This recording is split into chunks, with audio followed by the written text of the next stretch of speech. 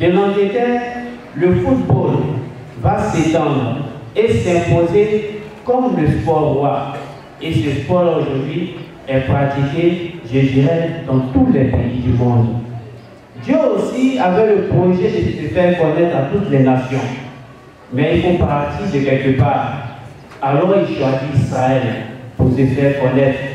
Et Israël, à son tour, devait le faire connaître à toutes les nations. Israël devient donc le peuple élu. Frères et sœurs, ce matin, j'aimerais vous parler de l'élection. Chers baptisés, votre présence dans cette église à ciel ouvert n'est pas le fruit de votre propre effort. C'est Dieu qui vous a aidé le premier. C'est lui qui a voulu votre existence. Et c'est encore lui qui vous a élu, choisi pour faire de vous ses fils adoptifs. Je vais prendre 3 exemples, toujours dans le peuple d'Israël. Lorsqu'Israël a demandé un roi au Seigneur, le Seigneur a dit au prophète Samuel, j'ai regardé parmi les fils d'Israël, il y a un que je juge digne d'être roi, Saül. Fais-lui l'onction et qu'il soit élu au roi d'Israël. Alors, le prophète Samuel a pris la bonne ville et il a fait l'onction sur Saül. Saül est devenu roi d'Israël. Mais Saül n'a pas géré le peuple comme Dieu le voulait. Alors il dit encore au prophète Samuel, Saül a pu trouver grâce à mes yeux. Je vais choisir un autre roi. Va dans la maison de Jessé. Là-bas tu trouveras celui que j'ai choisi pour être roi d'Israël. Alors Samuel va chez Jessé. Il dit, mais écoute, envoie-moi tes enfants parce que parmi eux, il y a un que Dieu a choisi. Il envoie le premier. Le Seigneur dit, c'est pas lui. Il dit, il n'y a pas un autre ici. Il envoie un autre. C'est pas lui. Il envoie un autre qui était beau, grand, tout ça. Quand Saül avait dit, eh voilà, c'est lui là que Dieu a choisi. Dieu dit, attention, l'homme regarde l'apparence, mais moi je regarde le cœur. Ce n'est pas lui. Et puis il appelle, il dit, mais tes enfants là, ils ont fini. Non, ils n'ont pas fini. Mais il y a un là, il suivait les moutons, mais il est petit, il est petit, ça fait quoi lui? Il dit, il faut l'envoyer. Quand David a envoyé, il dit, c'est lui là que j'ai choisi comme roi d'Israël.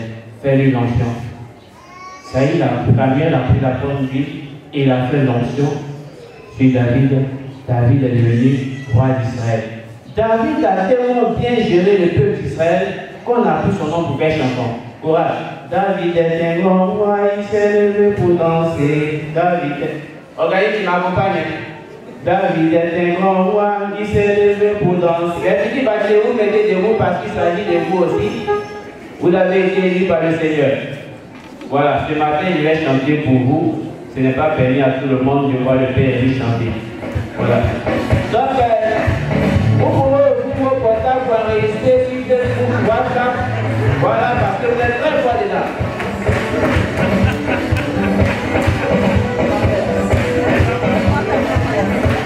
David est un grand roi. Oh, David est un grand roi.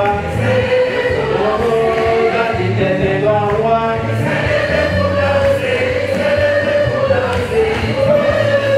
Oh, David est un grand roi. Oh, David est un grand roi. Oh, David est un grand roi.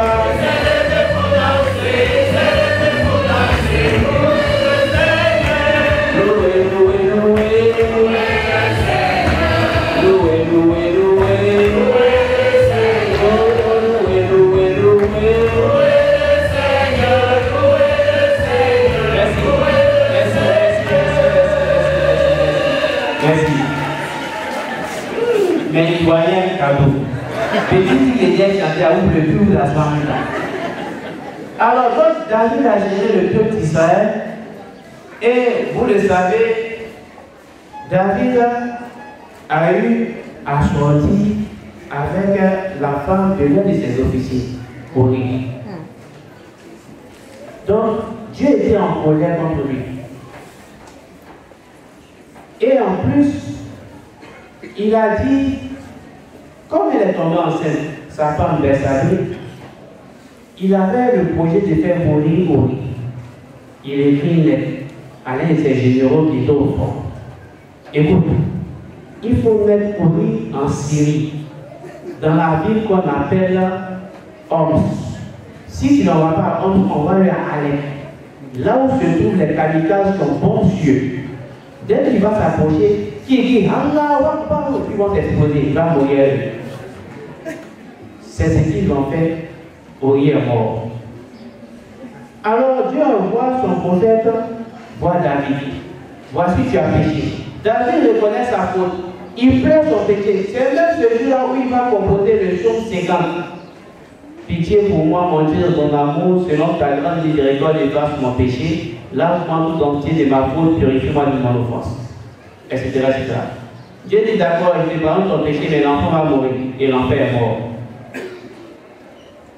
Après David, Dieu choisit son fils, Salomon.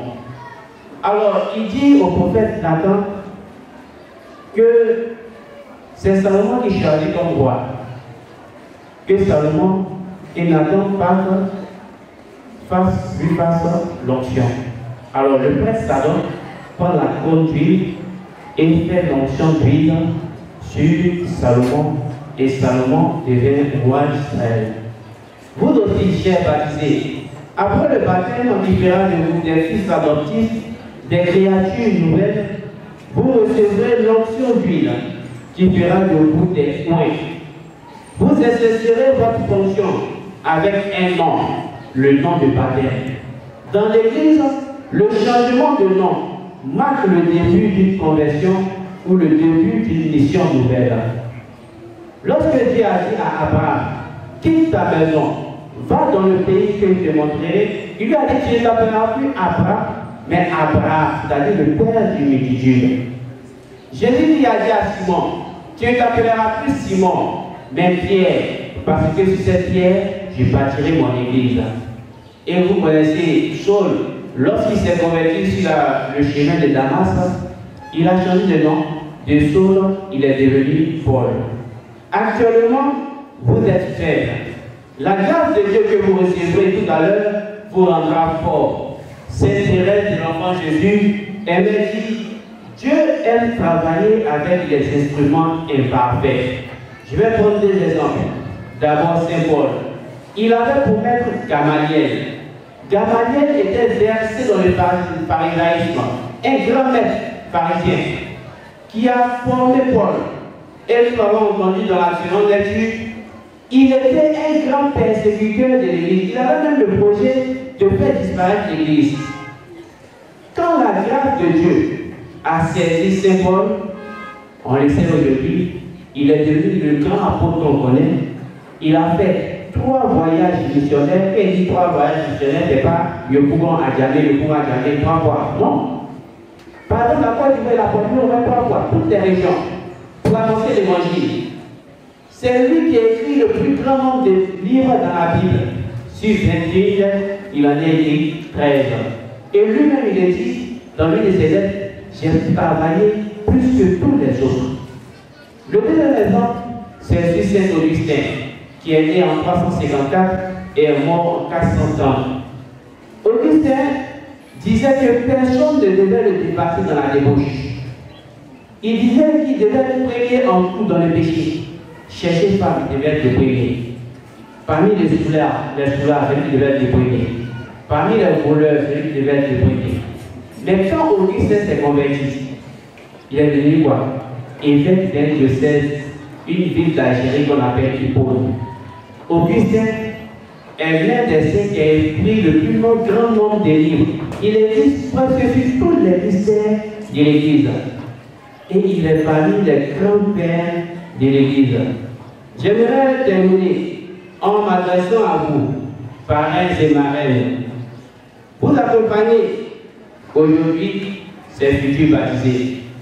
Et vous devez les accompagner par vos conseils et votre assistance spirituelle. Si vous êtes là pour accompagner ces jeunes au baptême, financer leur réception et leur offrir des cadeaux uniquement, vous ne serez pas différent de ces parrains que l'on connaît, qui font la pluie et le beau temps dans les bars climatisés. Bloco le Pititi, Pata la Mouche, président Zidane la Lâcheté, président Morrison la machine à sous, Bravo Seka le Nouveau, l'homme Saga et j'en passe. Pensez-y. Amen.